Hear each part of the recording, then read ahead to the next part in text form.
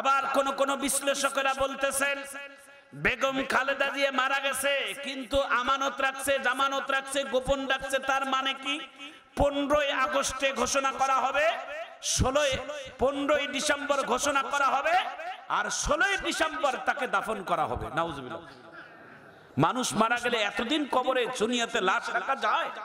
আবার কেউ বিশ্লেষকেরা বলছেন কৃত্রিম সাহায্যে বেগম জিয়াকে বাঁচানো রাখানো হয়েছে হসপিটালে। কাউকে যাইতেও দেয় না, কোনো ক্যামেরাম্যান কেউ যেতে দেয় না, কাউকে কোনো খবরও বলতে দেয় না, কাউকে কোনো খবরও দিতেও দেয় না। ভাইয়ের আমার, বন্ধুরা আমার, সত্য কোনোদিন গোপন রাখা যাবে না, সত্যকে কোনোদিন কাপড় দিয়ে ঢাকিয়ে রাখা যাবে না। সত্য প্রকাশ একদিন হবেই। জোরে বলুন ঠিক কিনা? যারা এমন জিনিসকে গোপন রাখার চেষ্টা করছেন তারাই গুনাহগারের ভাগী হবে, তারা গুনাহগারের পাপের ভাগী হবেন। কারণ মানুষ মারা গেলে এটাকে গোপন রাখা ঠিক না। মানুষ মারা গেলে জলদি করে প্রমাণ করে দেখাই দিয়ে দোয়া করে তাকে কফন দিয়ে দাফন করে কবরে রেখে তার জন্য দোয়া মাগফিরাত করাটাই হচ্ছে আমাদের দায়িত্ব, মুসলমানের কাজ। জোরে বলুন ঠিক কিনা? বাংলাদেশের 3 বারের সাবেক প্রধানমন্ত্রী বেগম খালেদা জিয়ার কথা বলছিলাম আপনাদের সামনে শুরুতেই। বাংলাদেশের সাবেক প্রধানমন্ত্রী, 3 বারের সফল প্রধানমন্ত্রী বেগম খালেদা জিয়া, তিনি অসুস্থ হওয়ার আগে সেনাকুঞ্জে সেনাবাহিনীর একটা অনুষ্ঠান ছিল, আপনারা দেখেছেন। বাংলাদেশের বর্তমান যত বড় ভিআইপি লোক ছিল ডক্টর ইউনূস এবং সেনাবাহিনীর প্রধানে বাংলাদেশের সকল বড় বড় মান্যগণ্য লোকদেরকে ডেকে ডেকে সেনাকুঞ্জে সম্মান দিয়েছেন, সেলুট দিয়েছেন। বিগত দিনে বেগম খালেদা জিয়া সেনাকুঞ্জে সেনা অনুষ্ঠানে তিনি জায়গা পান নাই, দাওয়াত পান নাই। এবার বাংলাদেশের সাবেক প্রধানমন্ত্রীকে সেনাবাহিনীর পক্ষ থেকে দাওয়াতের ইন্তজাম করেছেন সাবেক প্রধানমন্ত্রী বেগম খালেদা জিয়া। এটাই ছিল তার শেষ স্যালুট। আল্লাহু আকবার বলেন। শেষ জীবনের শেষ স্যালুট ছিলেন এটাই যে তাকে সেনাবাহিনীর প্রধান, নৌবাহিনীর প্রধান এবং বিমান বাহিনীর প্রধান, সব প্রধানেরা তাকে কি সম্মান আর স্যালুট। আল্লাহু আকবার বলেন। সম্মানের সম্মান আল্লাহ দেয়। জোরে বলুন ঠিক কিনা? সম্মানের সম্মান আল্লাহ দেয়। 3 বারের সাবেক প্রধানমন্ত্রীকে যারা সেনাবাহিনীর প্রধান স্যালুট করেছেন। এখন অনেকের পরিবার থেকে, তারেকের পরিবার থেকে তারা বলেছেন আমার মাকে জোরপূর্বক ভাবে এই সেনাকুঞ্জে নিয়ে যাওয়ানো হয়েছে। আমার মায়ের শারীরিক অবস্থান ভালো ছিল না, তিনি ফুসফুসে আক্রান্ত, তিনি শ্বাস প্রশ্বাস তার সমস্যা, তিনি বিভিন্ন রোগে আক্রান্ত, কয়েকটা রোগে দেশ নেত্রী বেগম খালেদা জিয়া আক্রান্ত ছিল। সেনাবাহিনীর এই অনুষ্ঠানে আমার মাকে জোরপূর্বক নিয়ে যাওয়ানো হয়েছে। ভাইয়েরা আমার, বন্ধুরা আমার, কাউকে দায়ী করা যাবে না। মৃত্যুর জন্য কেউ দায়ী হয় না। আসলেই খালেদা জিয়া বার্ধক্যের কারণে আল্লাহ তাআলা তার নানান ধরনের শরীরে রোগ দিয়েছে। কাউকে দোষারোপ করা এটা মোটেই ঠিক হবে না। কারণ বেগম জিয়া এমন একজন নেত্রী যে সর্বদলের মানুষেরাই তাকে সম্মান করে, কারণ তিনি দেশ ও জাতিকে অনেক ভালোবেসেছেন।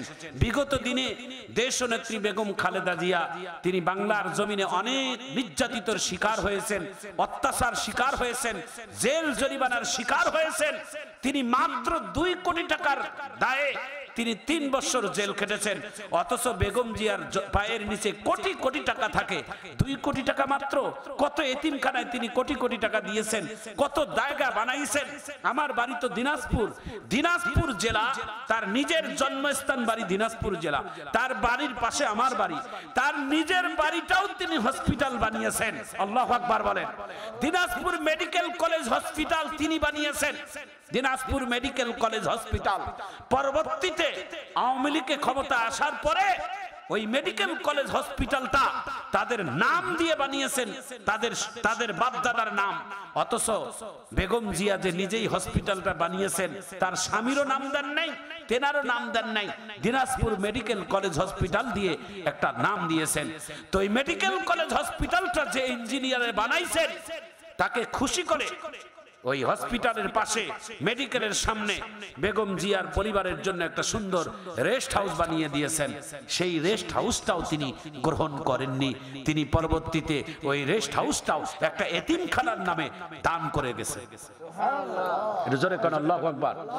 আমি তো তার প্রতিবেশী, বেগম জিয়ার প্রতিবেশী আমি। বেগম খালেদা জিয়ার বাড়ি আমার বাড়ি পাশাপাশি। দিনাজপুর জেলার মেয়ে, যাকে পুতুল বলে ডাকে। আল্লাহু আকবার বলেন। বেগম খালেদা জিয়ার মায়ের কবর ফরিদপুর কবরস্থান দিনাজপুরে। তার বড় বোন খুরশিদ জাহান হক চকলেট আপা, তার কবরস্থান আমার বাড়ির পাশেই। প্রিয় ভাইয়েরা আমার, প্রিয় বন্ধুরা আমার, সেই দেশ নেত্রী বেগম খালেদা জিয়াকে আজকে সেনাকুঞ্জে নিয়ে গিয়ে যে সম্মানটা দিয়েছেন, এই সম্মান আল্লাহ তাআলার দেওয়ার একটা প্রদত্ত নিয়ামত।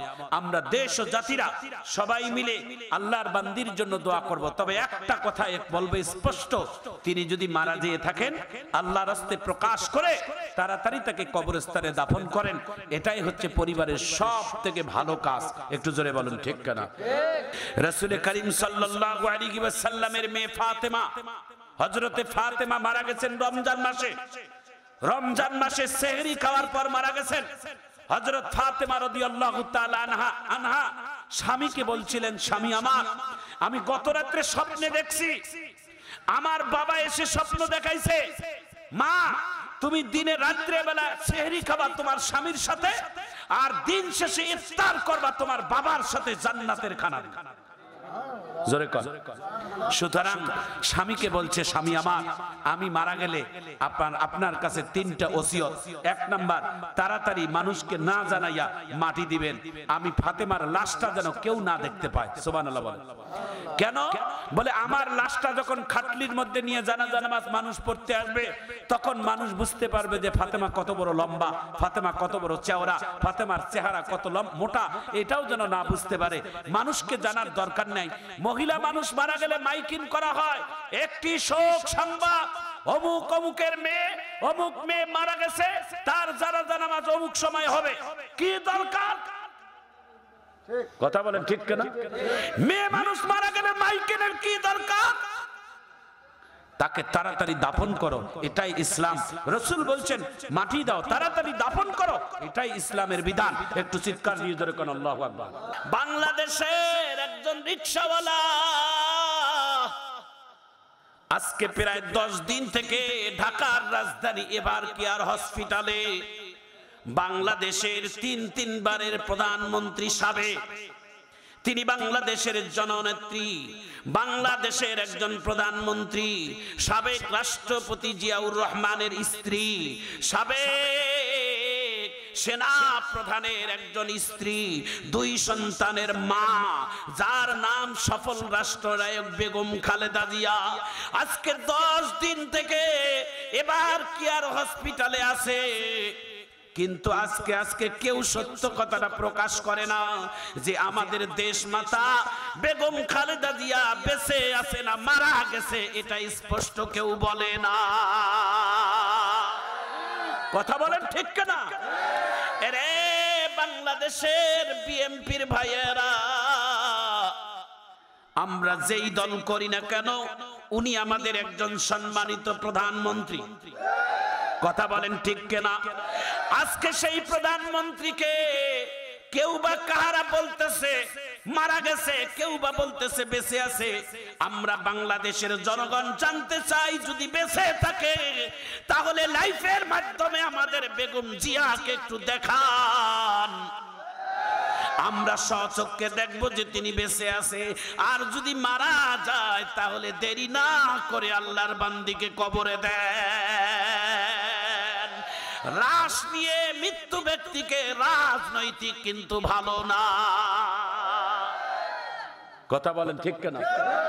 মৃত্যু ব্যক্তিকে নিয়ে রাজনৈতিক চলে না। আরো জোরে বলেন ঠিক কিনা? ভাইয়েরা আমার, বন্ধুরা আমার, বাংলাদেশের সাবেক রাষ্ট্রপতি এবং সাবেক তিনবারের প্রধানমন্ত্রী বেগম জিয়ার পুত্রবধূ। একেবারে কেউ কেউ বলে বাংলাদেশের একজন যোগ্য পুত্রবধূ, নাম তার ডাক্তার জুবাইদা। লন্ডন থেকে বিমানে উড়াল দিয়ে বাংলাদেশের জমিনে এসে শাশুড়ি আম্মার হসপিটালে তিনি সেবা করতেছেন। আজকে সেই ডাক্তার জুবাইদা রহমান তিনি একজন বাংলাদেশের বেগম জিয়ার ফটোকপি। বেগম জিয়ার যেমন পোশাকাতি, যেমন চেহারা সুন্দর, বাংলাদেশের বেগম জিয়া একজন সুন্দরী নারী। এবং বেগম জিয়ার পুত্রবধূ সেই যার নাম হচ্ছে জুবাইদা রহমান, তার চেহারাও তেমন বেগম জিয়ার মতো একেবারে ফটোকপি ডুপ্লিকেট, তার কথাবার্তাও তেমন সুন্দর। তিনি আজকে বাংলাদেশের একজন রিক্সা চালকের সাথে দেখা করছে। কে সেই রিক্সা চালক? রিক্সা চালক হচ্ছেন সেই ব্যক্তি যেই ব্যক্তি এবার কেয়ার হসপিটালের সামনে 3 দিন ধরে রিক্সা বন্ধ করে দিয়ে জায়নামাজ বিছাইয়া বেগম জিয়ার জন্য আল্লাহর কাছে দোয়া করে কেঁদেছে। মারহাবা কর। নিজের সন্তান তারেক রহমান লন্ডনের মধ্যে পড়ে আছে। আমি এই কথাই বলতে চাই, তারেক ভাই, মায়ের থেকে বড় আপন কেউ আর দুনিয়ায় নাই। থন্তর রাষ্ট্র, থন্তর দেশ, সন্তর জেলখানা, সন্তর ফাঁসির দড়ি। আমার ফাঁসির রশি যায় আসে না, আমার জেলের জেল জরিমানা যায় আসে না। তোমার বাবা নাই, তুমি মা হারা হয়ে গেছো।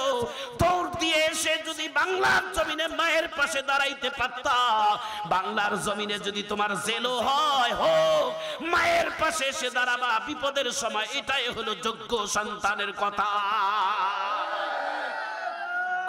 কথা বলেন ঠিক না? যেই ব্যক্তিটা বিপদের সময় মায়ের পাশে আসে দাঁড়াইতে পারে না, সেই ব্যক্তিটা ভবিষ্যতে 18 কোটি মানুষের বিপদে কেমনে করে দাঁড়ায়, এটাই হলো জনগণের প্রশ্ন। হাত তুলে বলেন ঠিক না? যে লোকটা বিপদের সময় মায়ের পাশে এসে দাঁড়াইতে পারে না, তার তো খালেদা জিয়া তো আর কেউ নাই, স্বামী নাই। নিজের 2টি সন্তান ছিল, একটি সন্তান মা বেঁচে থাকতেই দুনিয়া থেকে চলে গেছে, কোকো। ঠিক কিনা বলেন? আজকে সেই বিপদের সময়, মায়ের বিপদের সময় সন্তানকে পাশে দাঁড়া, এটা সবথেকে বড় কাজের কথা ছিল। কথা বলেন ঠিক কিনা? আর বাংলাদেশ সরকারের যারা দায়িত্ব আছে তাদের কাছেও আমাদের একটা আর্জি হলো, বাংলাদেশের সকল নিয়ম কানুন একটু হলেও শিথিল করে দিয়ে তারেক রহমানকে বাংলাদেশে আনার জন্য আপনাদেরও সহযোগিতা করার দরকার। কথা বলেন ঠিক কিনা?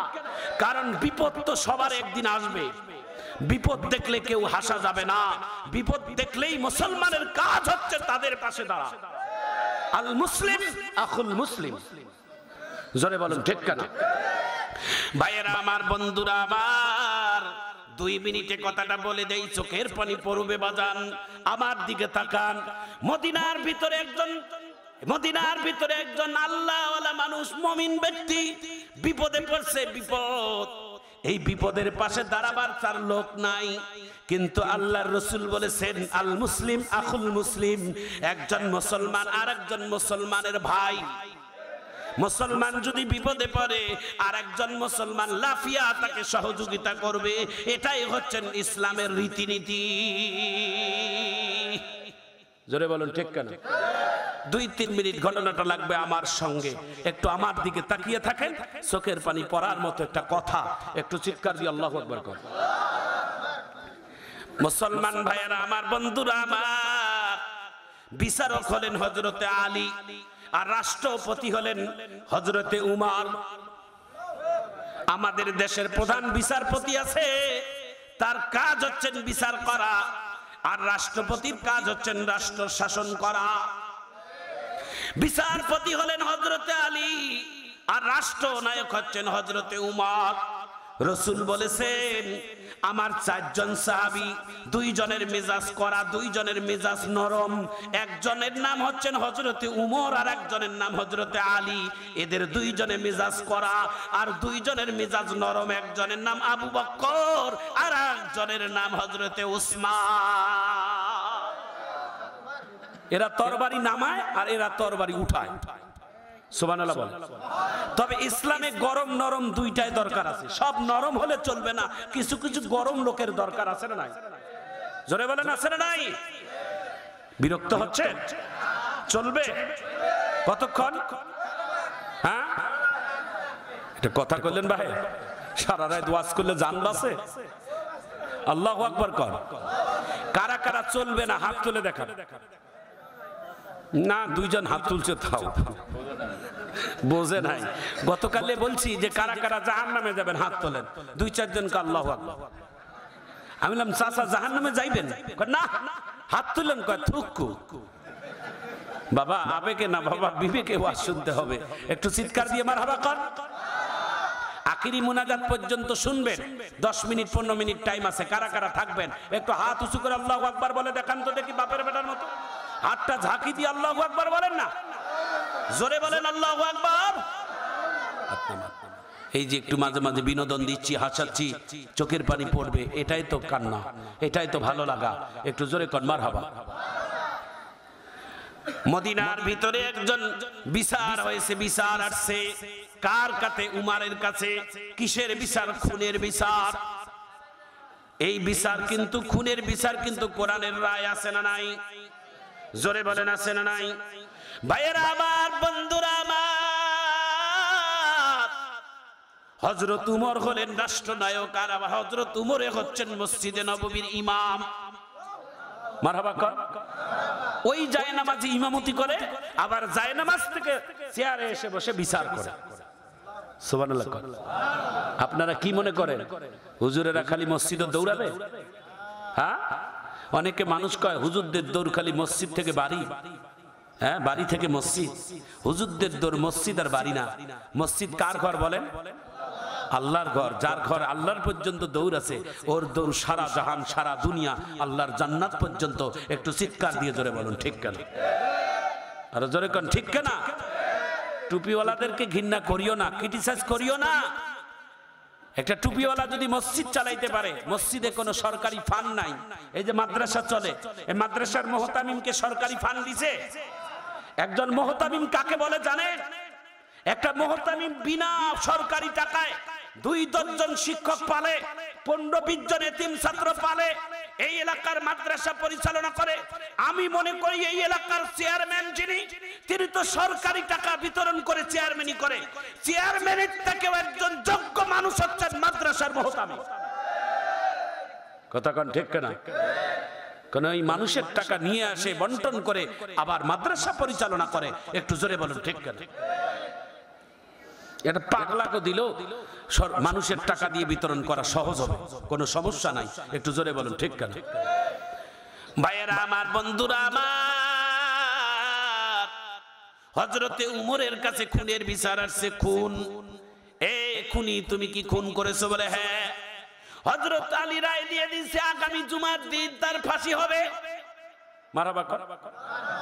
ফাঁসির কাষ্ঠের আসামিকে দাঁড় করাই নিছে, ফাঁসি হবে। পরের দিন জুমার দিন নামাজ পড়াইছে হযরতে উমর, ফাঁসির কাষ্ঠের আসামিকে দাঁড় করাইছে রশির সামনে। ও ফাঁসির আসামি, প্রত্যেকটা ফাঁসির আসামি জীবনের একটা সাধনা আছে, তা তোমার মনের কোনো সাধনা থাকলে বলতে পারো, আমরা পুরা করে দেব। আসামি ডাক দিয়া বলে, ও আমিরুল মুমিনিন, আমার মনের সাধনা মনে হয় পুরা হবে না। বলে কেন? বলে এইখান থেকে 350 কিলোমিটার দূরে আমার বাড়ি। আমি আমার কিছু গ্রামের মধ্যে ঋণ রেখে আসছি, ঋণ আমার কাছে কিছু পাওনা দাওনা আছে। ওই পাওনাদার গুলোকে যদি আমি ঋণ পরিশোধ করে দিতে পারতাম, তাহলে আমি মরেও শান্তি পাইতাম। একটু চিৎকার দিয়ে জোরে বলা যায় না আল্লাহু আকবার? কি ঋণ? মারহাবা কর। আপনি একটা রোজা করেন নাই, 1 রাকাত নামাজ পড়েন নাই, আল্লাহ আপনাকে মাফ করে দিতে পারে। এটা আল্লাহর পার্সোনাল ব্যাপার, ঠিক কিনা কর? কিন্তু কোন বান্দার হক যদি নষ্ট করে দেন, ওই বান্দার কাছে যদি মাফ না চাইয়া মারা যান, আপনি কোনোদিন আল্লাহর কাছে মাফ পাবেন না। এটা সাধারণ গুনাহ না। কথা বলেন ঠিক কিনা? এটা সাধারণ জিনিস না, হকদারের হক। হাজী সাহেব 10-12 হজ করেও যদি আপনি মারা যান, কারো হক নষ্ট করেন, কিয়ামতের ময়দানে আপনি কয় নম্বরের হাজী দেখা হবে কিয়ামতের ময়দানে? কথা কোন ঠিক কিনা? নামাজ পড়েন নাই, রোজা রাখেন নাই, মিথ্যা বলেছেন, ওটা আল্লাহ তাআলার কাছে জবাব হবে। আল্লাহ তার দয়া মাফ করে দিতে পারে, কিন্তু আল্লাহ কোন বান্দার হক মাফ করবে না। কথা বলেন ঠিক না? এই ওয়াজটা যদি আজকে কাজে লাগে তাহলে কালকে থেকে সোজা হবে না। আমি বলছিলাম যে একটা অভ্যাস বন্ধ করে দিতে হবে। এই অভ্যাসটা যদি বন্ধ করেন তাহলে 3 দিনের মাথায় আপনি আল্লাহর ওলি হতে পারবেন। এই কথাটা আমি শেষ ফিনিশিং এ বলবো, একটু চিৎকার দিয়ে মারহাবা কর। আর 20 মিনিট সময় আছে আমার হাতে, আমার দিকে তাকান।